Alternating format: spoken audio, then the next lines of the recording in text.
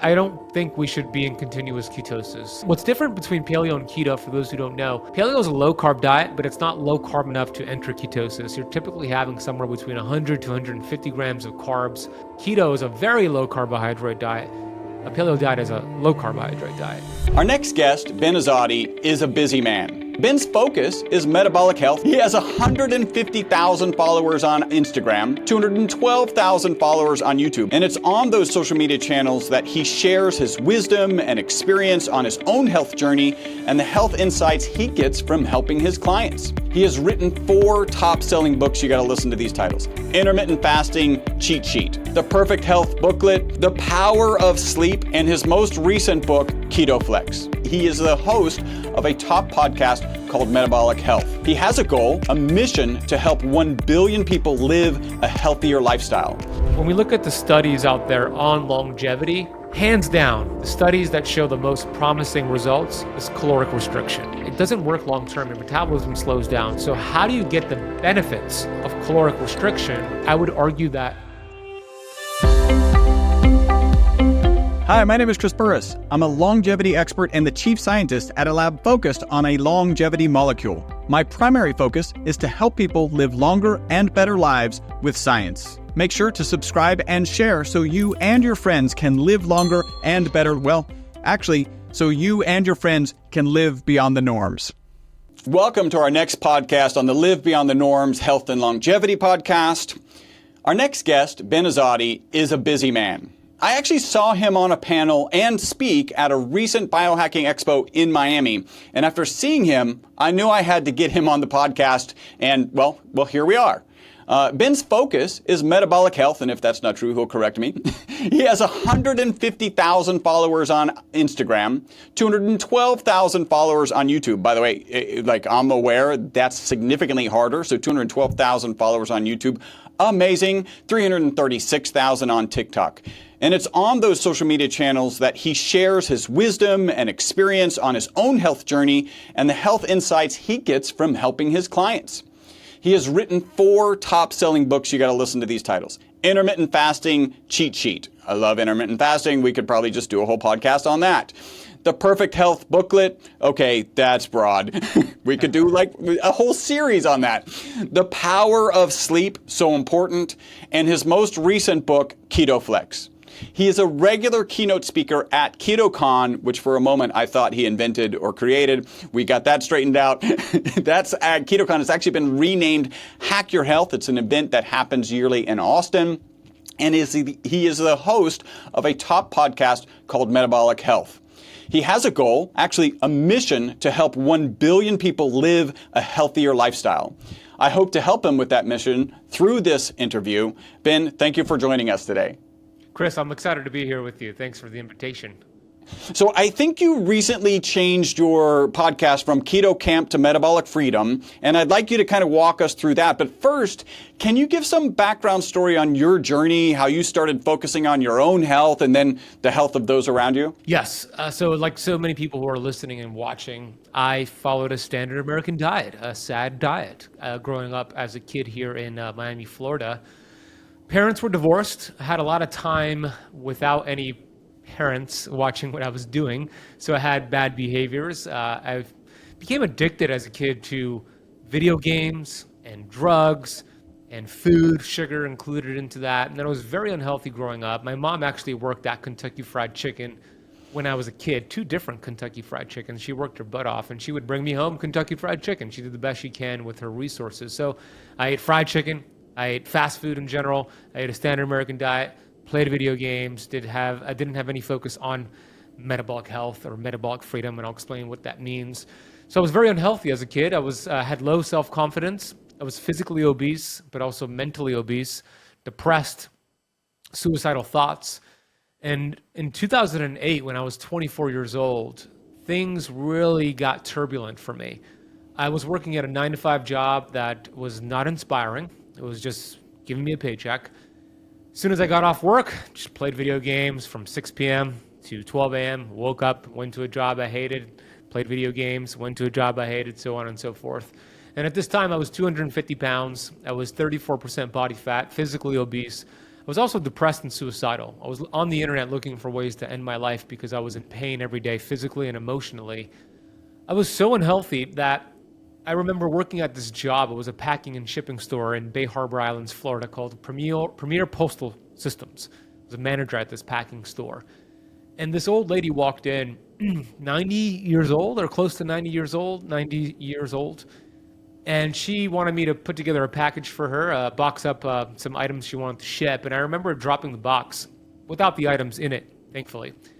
So I had to bend over to pick up that box. And I bent over. And as I was rising up, my back went out. I completely shot my back out. And I'm there stuck in this position of like being hunched over. And this 90-year-old woman had to help me sit down on her chair, right? That was my life, inflamed, wearing a knee brace, walking around the mall because I knew I was going to walk for more than an hour. And if I didn't have a knee brace, my knees would inflame and it would be super painful. And I was going through a really bad breakup at this time with an ex-girlfriend. So I was just crying every day. I didn't know what to do with my life, didn't have any goals. So I was filling this void I had with not following my passion and my purpose with drugs, video games, and food. And I thought the easiest route was for me to just end my life. And I explored that, Chris. I went on the internet many times looking for ways to end my life. And every time I explored that, the first thought that kept creeping up in my mind was, what about your mother? What about the devastation your mother would have to deal with if you took your life? And I didn't want to do that to my mom, so it stopped me. So I knew I had to figure things out. This was a vicious cycle for months where I would explore suicide, stop myself, explore suicide, stop myself. And then a friend of mine handed me a book. My best friend, as a matter of fact, handed me a book called The Slight Edge. And I read the book because I was desperate.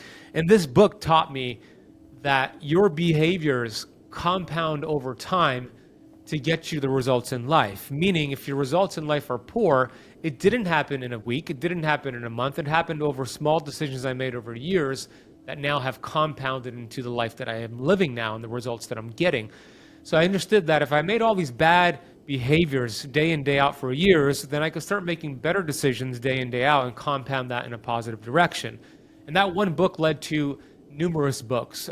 Many authors like Dr. Wayne Dyer, I fell in love with his work, and he really woke me up and helped me take responsibility because I was blaming everybody for my circumstances. I was blaming my slow metabolism, my bad genes, my enabling family members giving me food.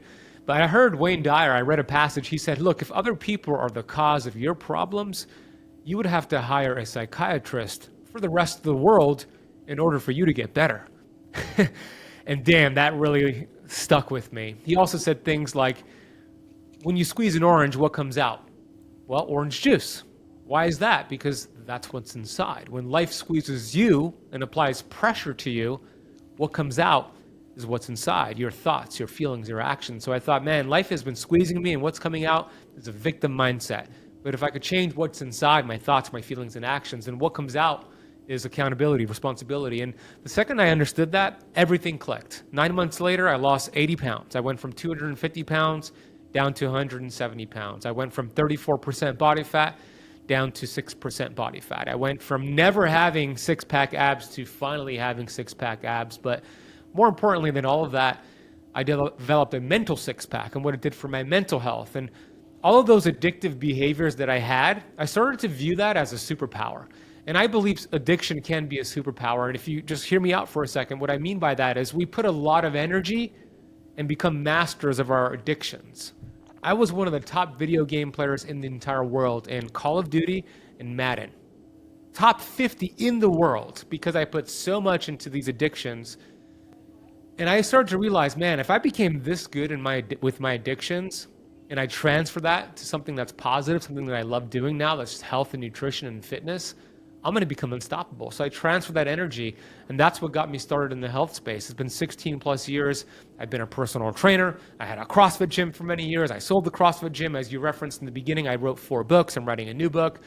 And all of that energy that I use for my addictions are now being harnessed for something good. And I really believe if you could find what you love to do, that purpose, and then live on purpose with that purpose, you're going to be unstoppable. You're going to have the energy. You're going to have the health. You're going to have the vitality. So for me, that was my story. Our mission as you mentioned, is to educate and to inspire 1 billion people. And within that mission, it's the next 10-year mission is to reverse type 2 diabetes in 1 million people. And we're tracking each person. We're going to have the biggest case study in the history of diabetes. And we're going to show Big Pharma that you don't have the control. We have the control. Man, that's okay. So that's a lot to unpack, right? Video, drugs, sugar, all certainly addictions. I can tell you, I have a son who's about to turn 14. Actually, they're son and daughter twins, and currently all their devices are in my closet because I recognize it to be an addiction, right? Like it's just they come off and they're in a state, and the state is not a healthy state. So I really am not disappointed to have all those devices. Well, it's disappointing that like we're in this era where I've got to have those devices there. So the Slight Edge, I actually hadn't heard of that. That's would that be kind of your first self-help book? It was the first self-help book that I read from start to end. Yep. Yeah. No, I think everybody has one, right? And ironically, I can't remember the title of mine, but it really just starts you on this journey, and then there's no looking back. What an amazing place to be. You know, you described Wayne Dyer, and I always say, I think the exact same thing. I say it this way. I've got some really good news and I've got some really bad news. The really bad news is that everything that's happening to you in your life is entirely your fault. And the really good news is that everything that's happening to you is entirely your fault. Because just like you pointed out, if it's not your fault, then there's nothing you can do about it. So, so that's amazing and unstoppable. Yeah, when you focus the way you had on your addiction, you're going to turn out helping 1 billion people, have a healthier lifestyle. That's pretty amazing. Now, you started off the podcast. Maybe talk just briefly, like what drove you to start the podcast, Keto Camp, and then how that transitioned over to Metabolic Freedom. We launched the podcast, the Keto Camp podcast, in July of 2019. We are 770 episodes in so far, released. Wow. And we have a whole bunch like you that are recorded and not released yet. And Keto Camp's my company. It still is, Camp with a K. You can see I have a big sign behind me, Chris, that says Keto Camp. I still love keto. It's an amazing tool. It's not going away because it's not a diet. It's a metabolic process. We could talk more about that. And I recently got a book offer from Hay House. Hay House is my favorite publishing company in the world. They're a top 5 publishing company in the world. And it's so full circle because Dr. Wayne Dyer was a Hay House author. And his work, his books through Hay House got me out of a dark place. And now I'm working with Hay House and I'm writing a new book. And the new book is called Metabolic Freedom. The book will not be out until June of 2025. So there's some time. I'm still writing it.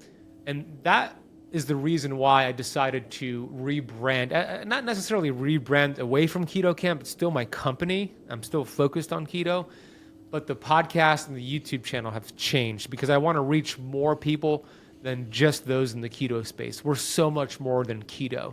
So that's why I renamed it Metabolic Freedom. And can I share a little bit about what that means to me? Metabolic Please, freedom? Yes. We've heard about metabolic flexibility. Mark Sisson is like the OG of teaching us metabolic flexibility. Metabolic freedom is metabolic flexibility, just a different level of that. And what exactly is that? This means our metabolism that God designed to be so efficient can use whatever substrate is available to produce energy, to burn fat, to feel good. That substrate could be the food you eat, the protein, the amino acids, the fatty acids, the carbohydrates, or if you're fasted, that could be the substrate called your body fat, where you just burn body fat for energy and use ketones. Or that could be the substrate of oxygen and air and sunshine, right? There are different substrates available to us all the time. And a healthy metabolism, a metabolically free metabolism, could use whatever substrate is available without noticing any declines. As a matter of fact, you get healthy each time you switch to different substrates. You have more energy, you burn fat and feel good. The Greeks call metabolism transform. To transform is their definition. So we take these substrates and we transform it, convert it into energy. Unfortunately, 93% of American adults do not have metabolic freedom. They're handcuffed to eating every 2 to 3 hours, counting every single calorie that goes into their mouth, looking at macros, weighing their food. God forbid they skip a meal, they'll turn into somebody you don't want to be around. These are signs of a metabolic or metabolism that is not free, it's handcuffed. I don't like to use the word broken, but it's challenged, and we want to get their metabolism working the way that it was designed. So that is why I'm very passionate about Metabolic Freedom. The podcast is now called Metabolic Freedom with Ben Azadi. The YouTube channel changed from Keto Camp to just my name, Ben Azadi. So I want to reach more people. That was the overall goal of the change. Yeah, as I saw it, just from a fellow business owner, I was like, okay, I understand this. I just wanted to hear that story. And maybe in this metabolic flexibility, you could to say that it's the cure to being hangry. Yeah, or Dave Asprey calls it hypoglycemia. That's phenomenal. So as you're on this journey, right, you go from obese to a six-pack. By the way, I haven't had a six-pack yet. I'm well on my way now. And I played competitive soccer, so it's a goal. Although I don't think I want to stay there long. I just want to get there, and then we'll see what happens. But you were exploring all sorts of things like CrossFit, P90X. I think in some interview I saw you were talking about the value of the coaching that came from P90X. And still landed on keto, right? So really nutrition. What was your mindset about, hey, because you could have started a podcast, I'm sure, right, with your intellect about, what's the right way to train or what led you down that particular path? I have to say, Chris, not a lot of people do their research like you. It became evident that you've done your research. Not a lot of people know that about the P90X story and the fact that that was what really sparked my fitness routine, because I didn't want to go to a gym. I was ashamed, so I did P90X. So I'm impressed. Good job with your research, first and foremost. Thank you. Yeah, I lost all the weight, and look, I'm not 6% body fat now. For me and my body type and genetics and just my overall way of the way my body was designed, 6% body fat is a little bit too lean. So I'm in the lower teens, and that's where I feel most healthy. I could get to 6%, but I wouldn't feel as healthy as I do now. After I lost the weight, 6% body fat, to my point here, I actually didn't feel that healthy still. I was one of those fit, sick people. So I had leaky gut. I didn't know what it was back then, but now I look back, I had leaky gut. Most people do. I had digestive issues because of the leaky gut. I had acne. I had brain fog, hormonal issues. So I was still exploring different avenues of health. I wanted to know, okay, I look great, but how do I feel great? I felt a lot better than I was 250 pounds, but I didn't feel like I should, the way I believe that we were designed. So I actually became a vegan for a year and a half, 15 months, like a lot of people get duped by a plant-based diet. I read the China study back in 2012. It duped me, didn't know how to determine studies and look at studies and all that. So I did a year and a half of a vegan diet. Imagine this, CrossFit and vegan, what they both have in common. They can't shut up about what they do. CrossFitters love talking about doing CrossFit. Vegans love talking about eating plant-based. Imagine a vegan CrossFitter. I couldn't shut up, man. I was telling everybody. Y'all are all doing it wrong. Yeah. Follow me. You're killing the planet. You're doing it wrong, right? So I was really dogmatic about that. And then about a year and a half into it, I realized, man, this is not working for me. It's taking me longer to recover in between workouts. My sex drive is depleting. Brain fog is on the rise. I'm gaining more belly fat. My sleep was struggling. My digestion was struggling. So I decided to do lab work, blood work, and it verified the way I felt. And sometimes the blood work won't. It might take a little bit longer. Thankfully, at this point, it showed that. And I said, okay, got to make a change. So this time I just went on, Dr. Google and YouTube University, came across Paul Chek. I came across Dr. Daniel Pompa, who's now my actual personal mentor and friend. Came across Sean Croxton, who had one of the original health podcasts, Underground Wellness. Came across Mark Sisson, Mercola, some of Dave Asprey's work. And a lot of these different resources pointed towards an ancestral way of living. And I thought about doing paleo, really big in the CrossFit space. But then I got into the work of Jeff Volek and Stephen Finney. And I started to discover this process called ketosis and the amazing ketogenic diet and how this has been incredible. It's kind of a spin on the Atkins diet. And it made a lot of sense to me that our ancestors did keto. A metabolic state. When we burn body fat, we produce ketones. So I transitioned from a vegan diet to a keto diet, and I paired that with intermittent fasting at the same time because I was studying both This is 2013, 2014. And I fell in love with it. I felt really great with keto. This is back before keto was in vogue. I remember going on Amazon and buying those ketone blood strips, and it was like $7 a strip. So if I didn't get enough blood on a strip and I botched it and I didn't get a reading, I lost $7, and I was like, damn. The good old early days of keto. You're literally like, please bleed profusely, bleed profusely. Seriously, I was. So I felt really great. I started to experience what true cellular health felt like. And I learned a lot of things along the way. I became dogmatic about keto in the beginning as well. Now I am not. But I started to apply it to clients and people going to my gym when I owned the gym, and I started to fall in love with this process. So that's kind of how I got into keto and fasting. So you mentioned paleo as a consideration. Did you ever look at any other kind of South Beef, Atkins? What did you kind of explore, and then where did you end up? I think a lot of this conversation is going to be like, okay, keto's a thing, and you've got kind of processes around it which are not like keto all the time. I think you've said you don't think we should be in ketosis 24/7 or maybe even for an extended period of time. Yeah, exactly. I don't think we should be in continuous ketosis, and I'll explain a little bit more about that in a minute. But yeah, paleo was an option for me as well, and we did a lot of these Whole30 challenges at our CrossFit gym, where what's different between paleo and keto, for those who don't know, paleo is a low-carb diet, but it's not low-carb enough to enter ketosis. You're typically having somewhere between 100 to 150 grams of carbs, which is still considered low carb when you compare that to the average American who consumes about 300 grams of carbs per day, but it's not low enough to get into ketosis. You would have to drop that under 50 grams. So keto is a very low carbohydrate diet. A paleo diet is a low carbohydrate diet. So I've did little 30 days of paleo here and there, and I felt great. You get rid of sugar and grains and processed foods, but never did anything long-term with paleo. But with keto, I did. I think I did about 6 or 7 months straight when I first started doing keto. And then I started to really experience a lot of these electrolyte depletions, mineral depletions, especially because you're training CrossFit heavy exercise. And it's hard to replenish that and keep up when your insulin levels are so low. So then I started to incorporate feast days, which now I call flex days. And I started to realize, wow, there's actually something to it. Like to get metabolically healthy, number one, and then you've done the work to clean up that metabolism and create metabolic freedom, that you could have these days where you eat not necessarily whatever you want, but healthy carbs ideally. But even if it's something that's not healthy, you could have a healthy metabolism to metabolize it. Anyways, I started to realize these feast days were super important. I started implementing with my clients, especially for women. It would transform them around their menstrual cycle as well.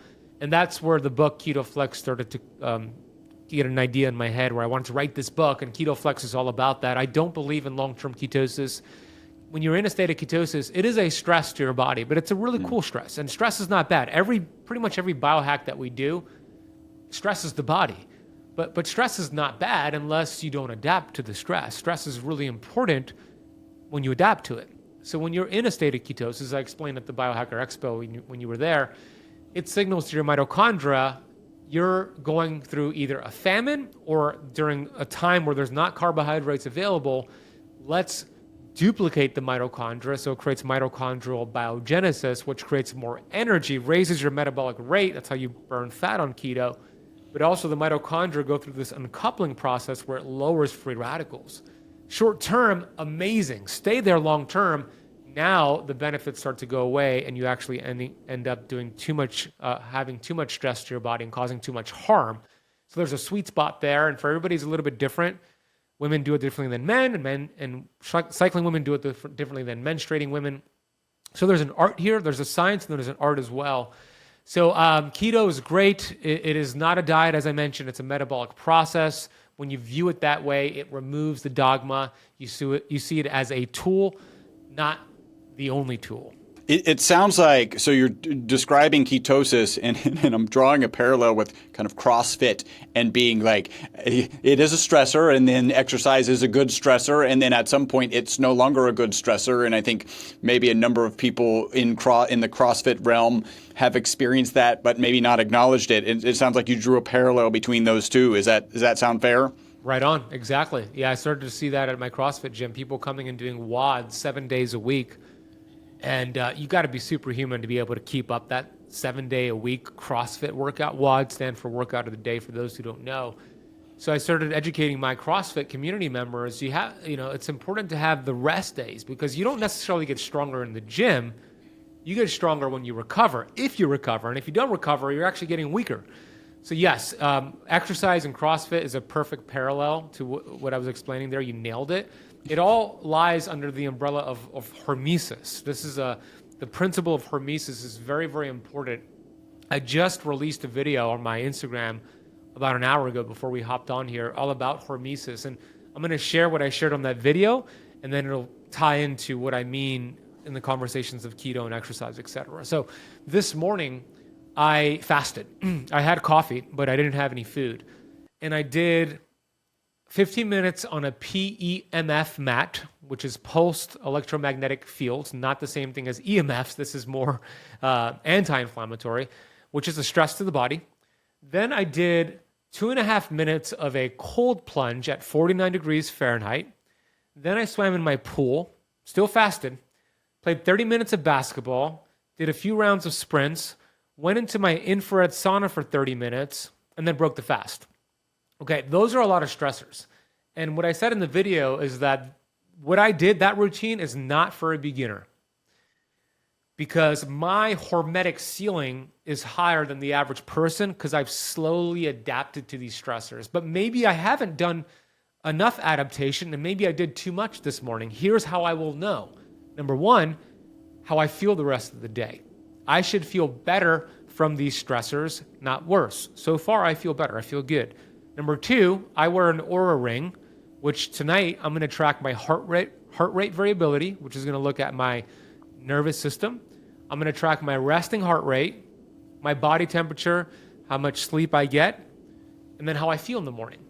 And based off of that assessment, it'll let me know if I did too much today or a good amount where I adapted to that stress and tomorrow I could continue with doing more stressors. And if you don't have these devices to track, there's different ones out there, Apple Watches, Whoop Bands, Fitbits, or just pay attention to how you feel. You don't even have to buy something that's fancy, just pay attention to how you feel. But that's how you know if you're getting the benefit from these biohacks or if you're doing too much. Hey, super quick break from the podcast. Hopefully you're loving it.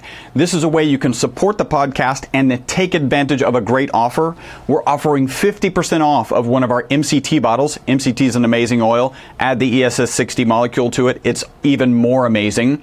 All you got to do is leave a review on iTunes, send us a notification that you've left that review. We'll get you a coupon code that'll get you 50% off of our MCT oil and free shipping.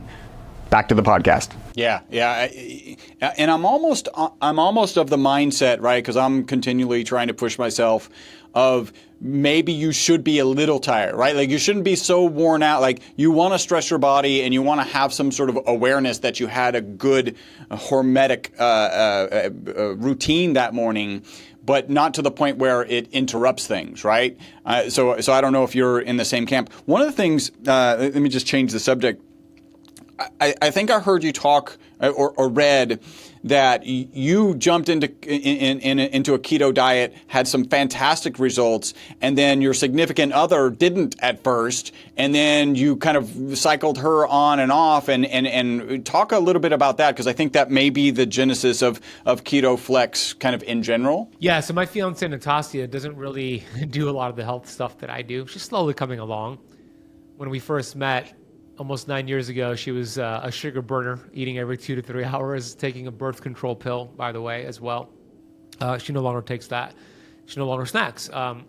So she practices fasting. And that's another method for getting into ketosis. A lot of people think the only way to get into ketosis is to eat a high-fat diet. That is not true. When you fast with a healthy metabolism, you should be able to get into ketosis because you lower insulin, which allows your body to clear blood sugars from your glycogen stores, your liver and muscle cells, but then tap into your body fat, and then you produce ketones. So now she does that. She does intermittent fasting on a regular basis. It wasn't her that spawned the genesis of the carb cycling, the keto flexing around the menstrual cycle. It was actually around the doctors group that I work with. So I work with Dr. Daniel Pompa and a group of about 47 doctors, and Dr. Mindy Pelz has been in that group for many years as well.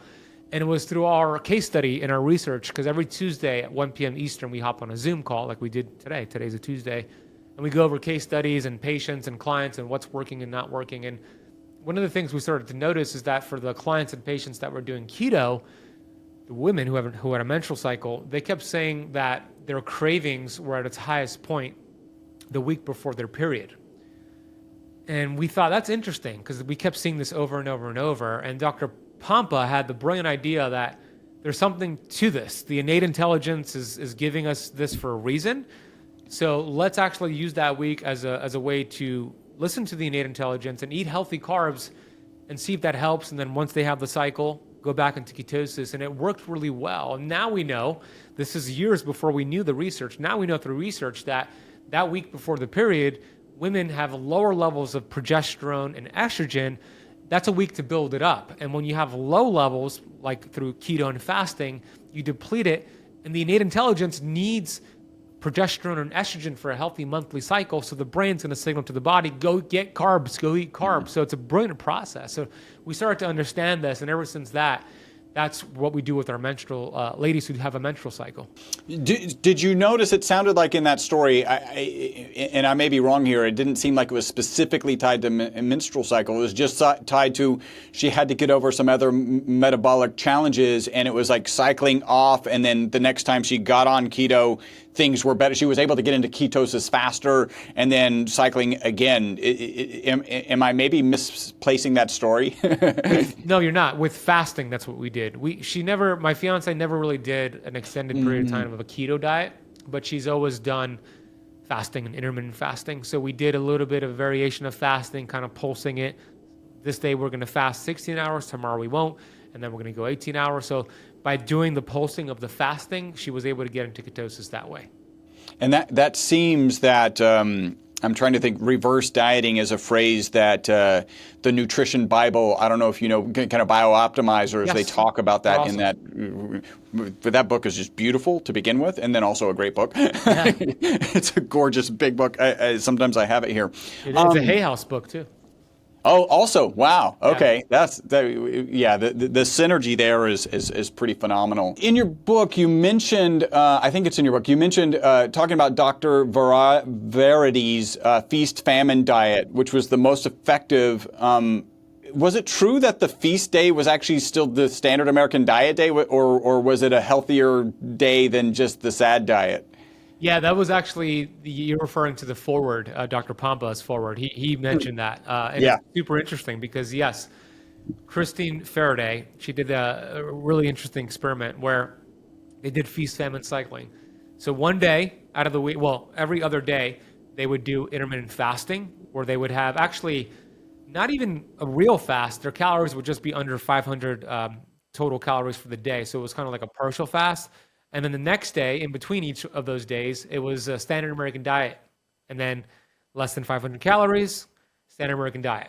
And so it was feast-famine. And that outperformed any other diet, any other routine in their studies. And it goes to show that we're designed this way. We're designed for feasting. We're designed for fasting, which in other words, we're designed to achieve autophagy, repair, and then mTOR building up. And when you go back and forth, it works like magic. There's a delicate dance between autophagy and mTOR. Other words, feast, famine. So that is the name of the game. Our cells, our DNA, our genetics, our mitochondria, they're all hardwired for the old school. Feast, famine cycling. So when you do too much fasting, too much autophagy, not good. When you do too much feasting, too much mTOR, not good. But when you go back and forth, that is where the magic lies. Excellent. So a thing that keeps coming up for me, right, and you mentioned kind of ancestral diet. Part of me is like, well, our ancestors weren't ever really going to live past 35, right? And so how careful do we need to be following their diet, right? Because they didn't live that long. They got eaten by a lion or whatever might have happened, right? And so I'm sometimes torn between like, yeah, it makes perfect sense to eat like how we've evolved, but that evolution. So how do you ruminate on that at all? And where do you land with that? Yeah, you're right, Chris. We shouldn't do everything our ancestors did. And there's a lot of different variables at play to why they had a shorter lifespan than us. But I will say this. When we look at the studies out there on longevity, hands down, the studies that show the most promising results is caloric restriction. Yep. But we also know when you're constantly, chronically calorically restricting, you're going to feel like crap. You're going to be cold all the time. Your libido's going to go away. You're going to feel like crap, right? It doesn't work long term. Your metabolism slows down. So how do you get the benefits of caloric restriction without the drawback? Feast-famine cycling. So you have some days where you're in a caloric deficit, you're doing intermittent fasting or whatever it is, and then you have days where you're feasting. And it reminds that the feast days are important because it reminds the metabolism you're not starving. There's no need to slow down. There's no need to lower certain bodily function. So that is what I look like, feast-famine cycling. Ketosis as well. I would argue that if we did not have the ability to use this metabolic process called ketosis, you and I would not be having this conversation right now because our ancestors would not have survived when there was not carbohydrates or food available. They would have turned into blubbering idiots until they just died and withered away. But we're designed to use keto, not forever. I would argue that the 93% of Americans that are metabolically unhealthy, they're in a keto deficiency. They've forgotten how to use this process. We have to remind them how to use it, not forever, just enough to rebuild that metabolism, and then you go back and forth between burning fat and burning sugar, or, in other words, feast-famine. It sounds like, so Dr. Gundry's, not his most recent book, but the previous book, which was Unlocking the Keto Code, right, ended up just being entirely about mitochondrial dysfunction and mitochondrial uncoupling. It sounds like you have a lot of parallels there. Have you read that book and anything that you would change out of that book, or are you guys fairly lockstep around that? It's a great book. Yeah, I've had him on my show a couple of years ago to talk about the book. I told him the book is more about the mitochondria and uncoupling than it is keto, but keto is more of an appealing topic than the uncoupling mitochondria. Yeah, it's a smart decision. I did an interview once, and the person I was interviewing, I don't remember who it was like, yeah, I think like the next big book is going to be like mitochondrial health, and it's like, it's actually written, it's just not titled that. So that may be coming out soon. Do you have a favorite device for looking at ketosis? Have you played around with all of them, a lot of them? Where do you land with devices to understand where you are relative to ketosis? Yeah, there are 3 different ways to test because there are 3 different ketone bodies. So there's breath ketones called acetone, there is urine ketones called acetoacetate, and then there are blood ketones, which is beta-hydroxybutyrate. The gold standard is blood, looking at beta-hydroxybutyrate. It's the only one of the 3 ketones that actually has the ability to cross the blood-brain barrier as well. So urine strips are very cheap and available, and a lot of people use that, but it's not going to be really accurate, maybe in the first week or 2, but once your cells and mitochondria are familiar with using those ketones, the acetoacetate will not spill out in the urine, giving you a false negative. So I don't really like the urine strips. Breath meters kind of have been hit or miss over the years. There is a company that makes a pretty good one called Biosense, and it gives you an ACE score, and you can compare that ACE score to blood ketones. So that's a valuable marker in case you don't want to prick your finger. But pricking your finger with a device like the Keto Mojo is the best way to do it. I love the Keto Mojo because not only is it giving you the gold standard of beta-hydroxybutyrate, but it's also giving your blood glucose levels as well. And getting those 2 markers gives you a lot of good feedback. So I love Keto Mojo. I've been using them for years, and it gives you some good results. So if you're Keto Mojo, or if you live in Canada, you could get the Forest 6 because you can't get Keto Mojo in Canada. If your blood ketones are 0.5 or higher, which is millimoles per liter, which is what it's measuring, you are in ketosis. You are burning fat. Ketones are a byproduct of fat metabolism. And the goal is not to get higher ketones necessarily, just like the goal is not to have higher glucose. The goal is to be in a good sweet spot. And I've seen a lot of people feel amazing and look amazing between 0.8 and about 3.0 millimoles per liter on that Keto Mojo. So if you're hovering anywhere in between there, that is terrific. If you go above 10 millimoles per liter, that starts to get a little dangerous, and it starts to get into the area of ketoacidosis. That's not going to really, it's pretty rare for that to happen. And it's only really for those who are type 1 diabetic. So I wouldn't worry about that unless you're doing like a 30-day water fast. So if you are doing a long fast, measure those ketones. When you start to see it go above 8, 9, 10, you might want to break the fast or have some carbs because you don't want to get those ketones into the teens because that could get into a ketoacidosis state. Again, that's rare and more so for type 1 diabetics, but it's worth mentioning. So you mentioned Biosense. I tried that for a while. It was interesting, like to kind of confirm the expectation, right? So I would do kind of feast days over weekends. That just makes sense. And then it might take into Tuesday to really get back into kind of a reasonable level of ketosis. I think Lumen is another device, but I think it measures something different. Have you played around with the Lumen? I haven't. I've heard of Lumen, and they've reached out several times for me to use their product and collaborate, but I haven't put much research into them, so I can't say. And then I just noticed, because it probably popped up on my Facebook feed or Instagram feed, Sibio, a continuous keto monitor. Have you seen that? Have you? And I've heard it's about to become available. Is it already out? I saw an ad. So does that mean pre-orders? I'm not sure. That's just interesting, right? So it attaches like a continuous glucose monitor, and then you're monitoring your ketones. I think that's awesome. Yeah, I knew that it was coming out this year. I'm personally going to get that, and I can't wait for them to design a dual one, glucose and ketones, in one monitor. Like that is going to be super cool. I mean, that's something I'm definitely going to get. Yeah. Have you done a continuous glucose monitor for some periods of time? Yeah, several months I've done it as an experiment. It's super interesting. That's on my list. I haven't done it yet. One of the things that's just been key on my radar is protein. How much?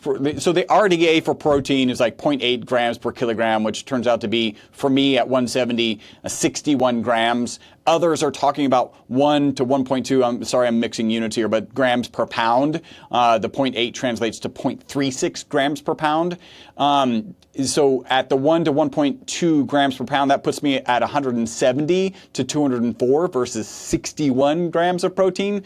Like, where do you, and by the way, I'm on the higher level and I'm feeling better. My muscle mass is growing. I feel better. Like I feel significantly better about muscle mass, which is such a key concern. Where do you sit on that?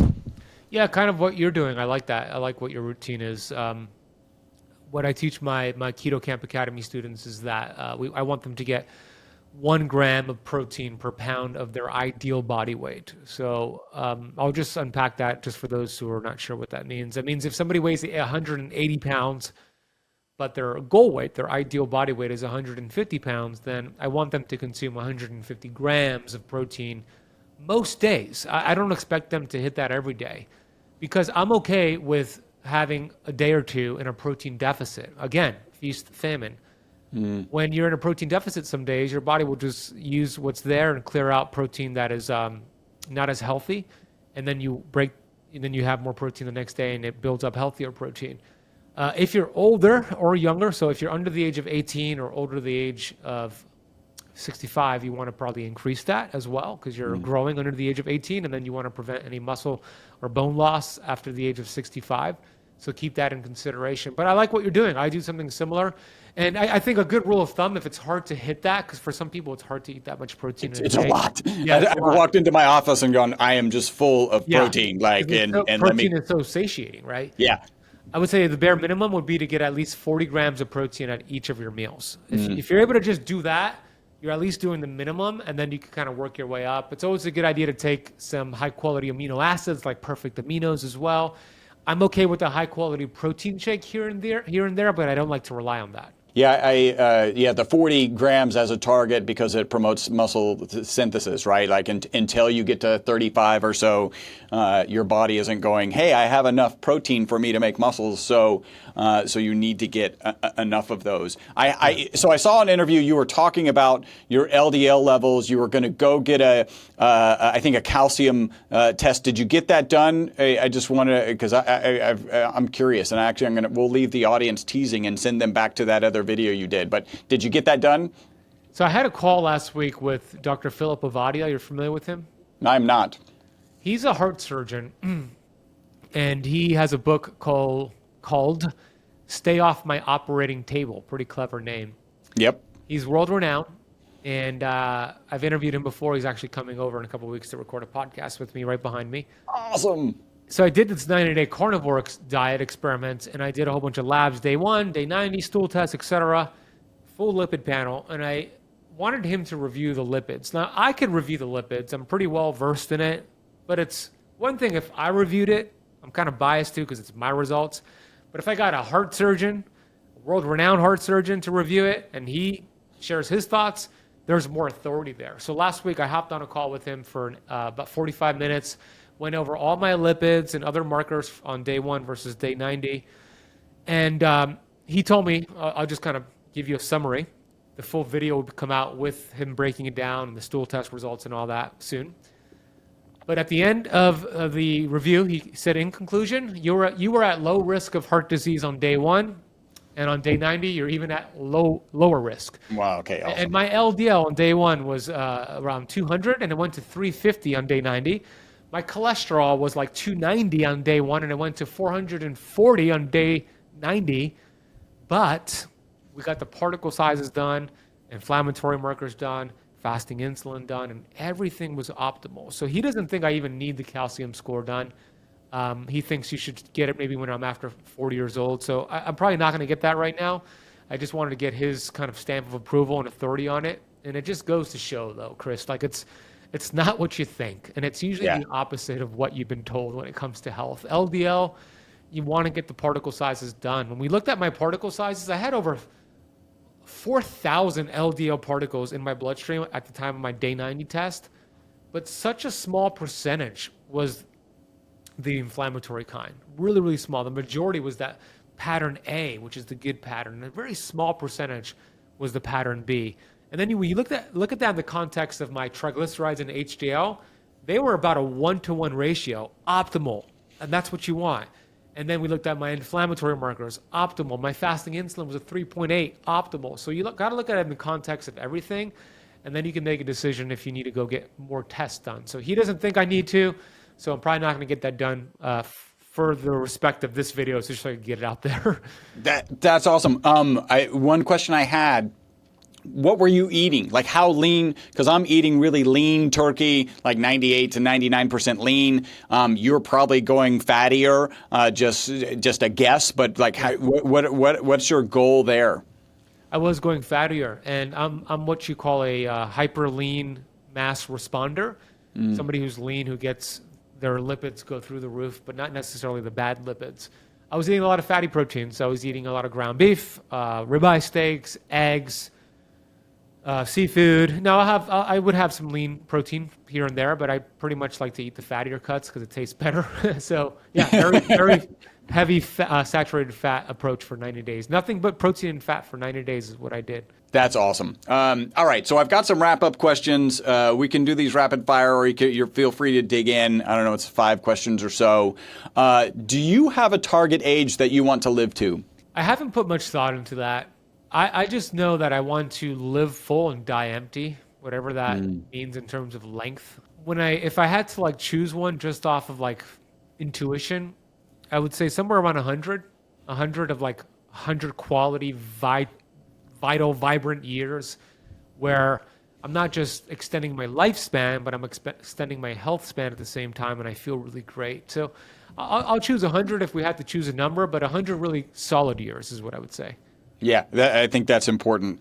And then how long do you, and this may be an intuition number, how long do you think humans can live? I think we could live potentially to 120, 130, maybe 140. If you ask Dave Asprey, 180. If you ask Brian Johnson, forever. or Dr. David Sinclair, right? Potentially forever. Yeah. Yeah. So 130, 140, I think we have the potential for that. What are 2 to 3 protocols, habits, mindsets, let's call them shortcuts, because everybody likes shortcuts, for longevity and a long health span that you would share? I think we have an obesity problem and a health or disease problem, not because of what people are eating, but because of what are eating them. Meaning, the best tip I could give you is to find something that you love, your purpose, your passion, and live on purpose with that purpose. Align your schedule with that. Do whatever it takes to follow that. Your heart's calling. I know it sounds kind of woo-woo to some people, but it's so true. People who have purpose and passion and follow that live longer. They're healthier. They have more vitality. If you think about people who retire, what happens after people retire? They die shortly thereafter on average because they've lost a zest for life. So the best health tip is to do something you love to do, whatever it is that's unique to you. Align your life with that, and you're going to be healthier. You're going to find everything you need to accomplish that. You're going to have the energy to do it. You're going to release that energy. You're going to do everything you want to do once you find what's important to you and live that way. So find a purpose. Is there anything else you'd want to throw out there as a shortcut? Your environment has a big influence on your thoughts. So your environment influences your thoughts and your beliefs. Your thoughts and beliefs determine the actions you take or don't take and the habits you develop. And then the habits you develop determine your results you get, and the results you get determine your destiny. So it starts with your environment. So the second tip would be do an audit on your environment and your goals in your life. And if there's a mismatch between the people in your life and the goals that you have, then either set boundaries or find people that are going to be aligned with those new goals. Excellent. And maybe 1 to 2 things you think people are getting wrong. Believing that you need a pill, a surgery, a shot, a supplement to heal your body, when the reality is everything you need to heal your body is already inside of you right now. And symptoms are not your problem. Your disease and diagnosis is not your problem. You've been brainwashed to believe it's your problem, but symptoms are a gift from your innate intelligence. It's your body's check engine light. So you have an inner physician. It's the world's greatest physician called your innate intelligence. There is no pill, chiropractor, doctor, surgeon that could replace the innate intelligence, the inner physician within you. All you need to do, identify the interference, remove the interference, and allow your body to heal itself. Excellent. Ben, how can people contact you? My website is benazadi.com, and you could find my book there, my courses, my social media, etc. So benazadi.com. Excellent. And what in the near future are you excited about? I'm excited to complete this book, Metabolic Freedom, and then get it out into the world. And I'm just excited to keep doing what I'm doing and reach more people. I wouldn't change it. If I had all the money in the world and all the financial freedom in the world, I'll still be doing what I'm doing, just on a bigger level. That's how like you're lined up with your passion, your purpose. So I'm just excited to continue having more wonderful conversations like we had today, Chris, doing more speaking gigs, writing more books, and impacting more lives. Are you going to do an audio version, and are you going to record it? Yes and yes. I will narrate it, even though... Have you done that before? It's a pain in the ass. It's surprising. I did it for my book, and it's not out yet. Actually, it's a file that they sent me a while back.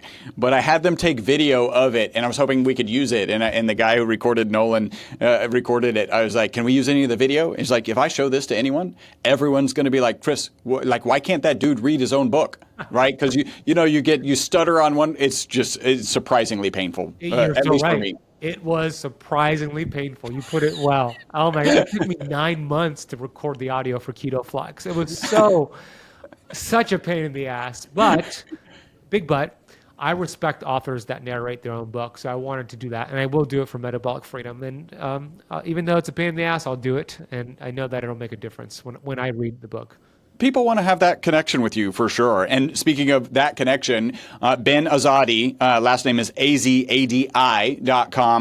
Like I mentioned, he has a lot of followers on Instagram, on TikTok, on YouTube. Go find those. You can find them through his website, and make sure you're following, because there's great tips. And there's so many things I didn't get to talk about. You covered an article, I think, by the American Heart Association recently, where they were like 90% problems with intermittent fasting. And you kind of debunked that. A lot of value out there. Ben, thank you so much for joining us today. Chris, thank you for having me. You're an excellent podcast host. I can see why you've had so many successful people speak highly of you. I agree. You're an amazing host. You do your research, and I really appreciate and respect that. Thank you so much, Ben. I hope you enjoyed this episode of the Live Beyond the Norms podcast. Make sure to subscribe and follow. Also, make sure not to be that guy, the guy sharing this podcast with people who are not interested in living beyond the norms. If you would like to learn more about the ESS60 molecule, the molecule responsible for the single longest longevity experimental result on mammals in history, a full 90% extension of life, visit myvitalc.com. That's myvitalc as in carbon.com.